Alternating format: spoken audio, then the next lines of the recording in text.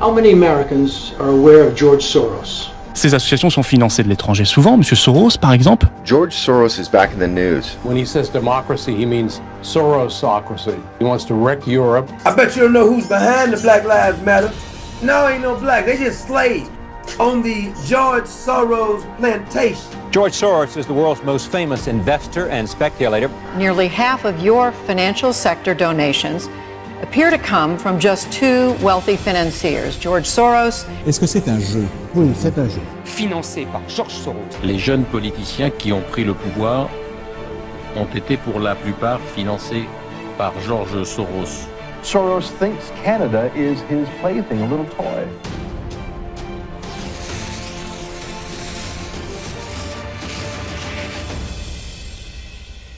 Si le mondialisme devait avoir un visage, ce serait celui de George Soros. George Soros est un milliardaire américain d'origine hongroise. C'est un financier à la tête d'un fonds d'investissement spéculatif qui porte son nom, Soros Fund Management, partenaire du cartel Quantum Group Fund, une coalition de hedge funds basée principalement dans les îles Caïmans. Il est connu dans les milieux économiques pour avoir spéculé contre la Banque d'Angleterre en 1992, causant la crise financière du mercredi noir, forçant le Royaume-Uni à dévaluer sa monnaie et sortir du système d'échange européen. Dans le processus, Soros gagna 1,8 milliard de dollars et le titre de l'homme qui a cassé la Banque d'Angleterre.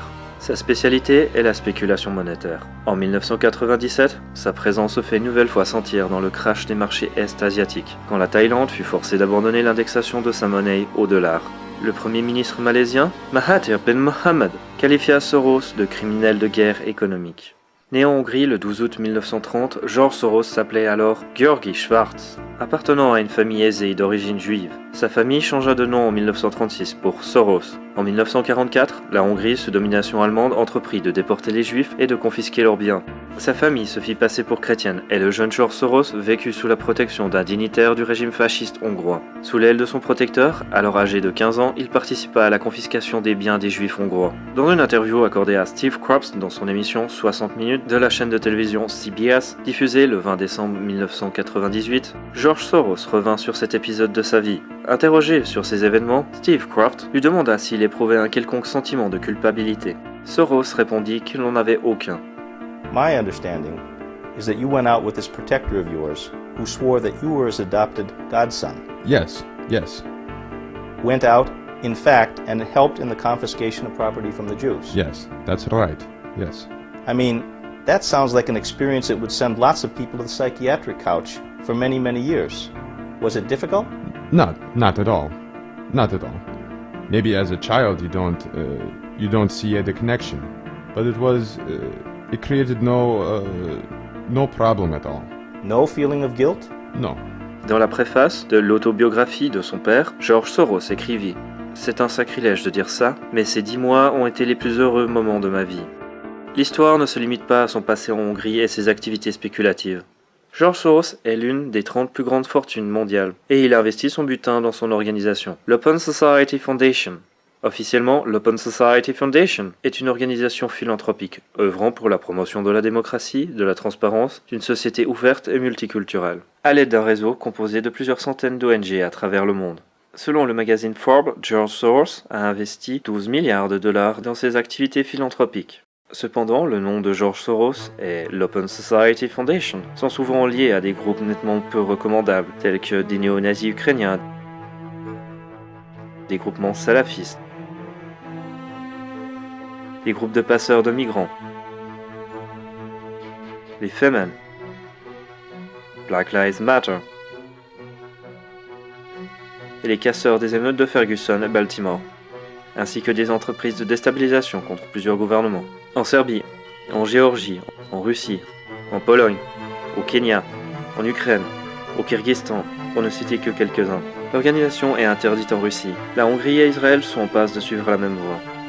En 2016, les serveurs de l'Open Society Foundation ont été piratés et un important nombre de documents furent rendus publics, révélant l'ampleur des machinations politiques de George Soros au niveau mondial.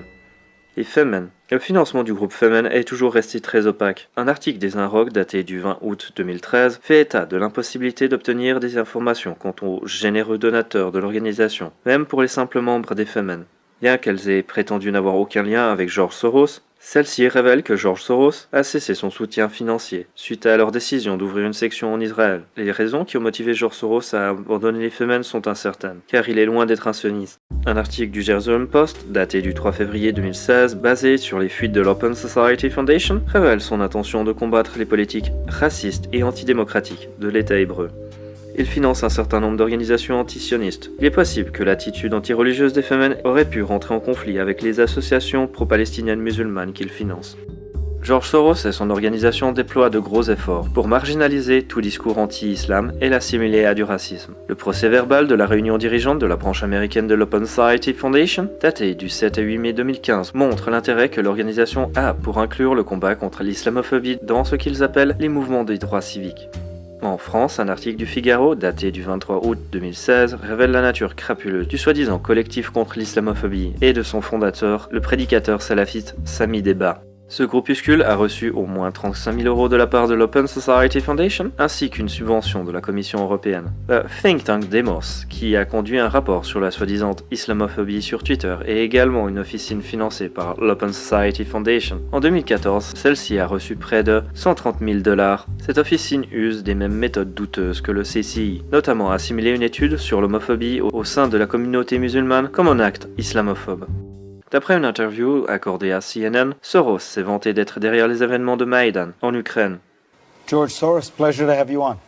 Same here. First on Ukraine, one of the things that many people recognized about you was that you, during the revolutions of 1989, funded a lot of dissident activity, civil society groups in Eastern Europe, in Poland, the Czech Republic. Are you doing similar things in Ukraine? Well, I set up a foundation in Ukraine before Ukraine became independent of Russia. And the foundation has been functioning ever since. And it played an important part in events now. Ces événements ont conduit à un coup d'État contre le président Viktor Yanukovych, le tout à l'aide de groupuscules néo-nazis. Ouais, je vais décrire pour les autres, c'est pas très compliqué. Ce monsieur est le président du parti Svoboda Liberté, qui a donc le tiers des sièges du gouvernement ukrainien. On le voit faire un très joli salut nazi. Le même monsieur a été mis en 2012 dans le top 10 des antisémites du centre Simon Wiesenthal. Il était avec les Iraniens. Pourquoi ? Parce qu'il a gentiment déclaré, ce monsieur, qu'il fallait purger 400 000 juifs en Ukraine. Il fallait s'attaquer à la mafia juive moscovite. En 2005, il fait une lettre ouverte où il dit qu'il faut stopper les activités criminelles de la juiverie organisée. En 2012, le quart des députés israéliens, 25% de la Knesset, écrit à Martin Schulz au niveau du Parlement européen en disant il ne faut pas s'associer avec ce parti-là qui est un parti néo-nazi. Qu'est-ce qu'on a vu il y a 3 semaines ? On voit Laurent Fabius qui le rencontre et qui négocie avec... Mais c'est quoi ce délire ? C'est ça nos valeurs au niveau de l'Union européenne ? On a un gouvernement putschiste, allez, la dernière. On voit une partie des manifestants, évidemment qu'il y a plein de manifestants pacifiques. Ça, c'était une partie aussi des forces d'autodéfense des manifestants ukrainiens où on voit quelqu'un avec un fusil en train de tirer sur les forces de l'ordre. Je rappelle que Maïdan, c'est 500 policiers hospitalisés, dont 150 pour des blessures par balle, dont 17 sont morts par balle. George Soros s'est employé à influencer les médias afin de donner une couverture favorable des événements dans la presse européenne. Bien qu'une partie des éléments néo-nazis ont été gommés du nouveau gouvernement, les éléments restent cependant présents, comme le président du Parlement, Andriy Parubier, cofondateur du Parti national-socialiste d'Ukraine. George Soros a reçu des mains du président Poroshenko la médaille de l'Ordre de la Liberté. Les deux hommes sont relativement proches. Le coup d'État a déclenché une guerre civile causant plusieurs milliers de morts et plus d'1 million de déplacés. George Soros a affirmé son intention d'investir 500 millions de dollars dans la crise des migrants. Le plan Merkel pour la crise des migrants est en réalité le plan de l'ESI, European Stability Initiative, un think tank affilié à l'OTAN, créé suite à la guerre de Yougoslavie, avec des bureaux à Istanbul, Berlin, Vienne et Bruxelles. L'ESI compte parmi ses généreux donateurs l'Open Society Foundation. Le plan prévoit notamment l'acceptation de 500 000 demandes d'asile et d'un accord avec la Turquie, afin que les ressortissants turcs soient exemptés de visa en Europe. Le plan a été suivi à la lettre. Une centaine de petites officines sont apparues pour aider à l'entrée illégale des migrants en Europe. Un article de Sky News, daté du 13 septembre 2015, fait état de l'existence de manuels rédigés en arabe pour aider à l'entrée illégale de migrants en Europe, ainsi que des hotlines de langue arabe basées à Vienne. George Soros est parfaitement conscient de l'impossibilité des États européens à financer l'accueil d'autant de gens. C'est pourquoi il a préconisé le recours à l'emprunt bancaire pour financer l'accueil des migrants. ce que la Suède a fait. Le gouvernement norvégien craint l'effondrement de la Suède. C'est pourquoi il a annoncé son intention de fermer les frontières et de suspendre le droit international si la Suède venait à s'effondrer. Le procès-verbal de la réunion dirigeante de la branche américaine de l'Open Society Foundation, daté du 15 et 16 mai 2014, indique un intérêt particulier pour faciliter l'accès au vote en faveur des minorités et immigrants. Dans la liste des organisations financées par l'Open Society Foundation pour les élections européennes de 2014, la quasi-totalité des organismes financés sont en faveur du multiculturalisme, de politiques communautaristes et suivent un agenda libéral socio-progressiste. Le programme de 2015 pour la branche américaine de l'Open Society Foundation montre quelques activités intéressantes, notamment le soutien aux politiciens locaux partageant les vues de l'Open Society, les tentatives de récupération politique de la visite du pape aux USA. Mais le plus important est le projet de fédérer les forces de police américaines en usant des violences de Black Lives Matter. L'organisation a été créée et financée par nul autre que George Soros. Celui-ci finance ce mouvement à hauteur de $650 000. Les émeutes de Ferguson, Baltimore et Charlotte ont également été financées à l'aide de sociétés écrans, tributaires de l'Open Society Foundation. Les casseurs recevaient entre $3 000 et $5 000 par jour. Un article du Business Insider du 6 août 2015 révèle que les relations raciales se sont détériorées aux USA.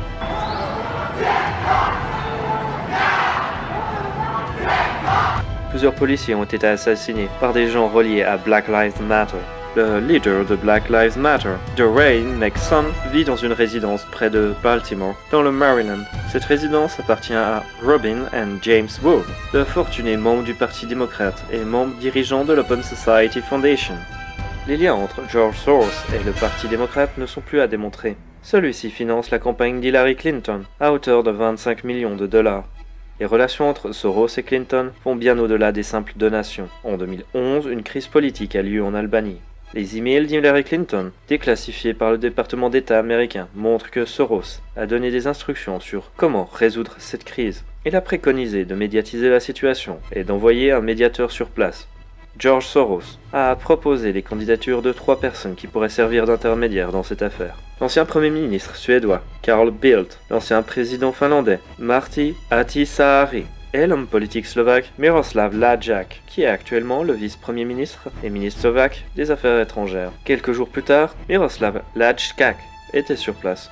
Le vice-président du Soros Fund Management et également le vice-président du Quantum Group Fund est Lord Mark Moloch Brown, une consonance assez proche d'un autre Moloch, ce qui n'est pas sans ironie. Lord Moloch Brown est un citoyen britannique, membre du comité directeur de l'Open Society Foundation. Il a travaillé dans diverses instances internationales, telles que la Banque mondiale et les Nations unies. Il est impliqué dans le tristement célèbre programme de pétrole contre nourriture imposé à l'Irak. Lord Moloch Brown est également membre du conseil d'administration de l'entreprise Smartmatic, qui est chargée des machines à voter et à compter les voix dans 16 États américains, dont au moins 6 sont des États clés pour l'élection américaine. D'après les documents de Wikileaks et d'un article du New York Times daté du 29 octobre 2006, tous deux indiquent que les propriétaires de cette entreprise sont inconnus et cachés derrière une série de compagnies de holdings basées aux Pays-Bas et à la Barbade, mais que les propriétaires seraient des hommes d'affaires vénézuéliens. Les machines de Smartmatic utilisées au Venezuela sont suspectées de causer des fraudes électorales, bien que cela n'a jamais été formellement prouvé. Nous avons un majeur donateur de la campagne d'Hillary Clinton, dans le numéro 2, et dans le conseil d'administration d'une entreprise chargée de superviser le comptage des voix dans 16 États américains, alors que cette entreprise est suspectée de fraude et que des irrégularités ont été observées.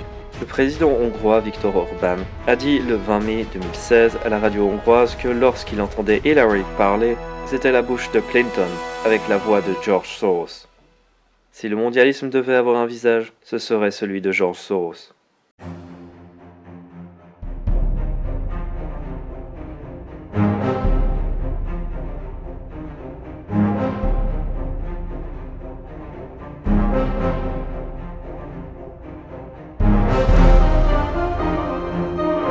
Thank you.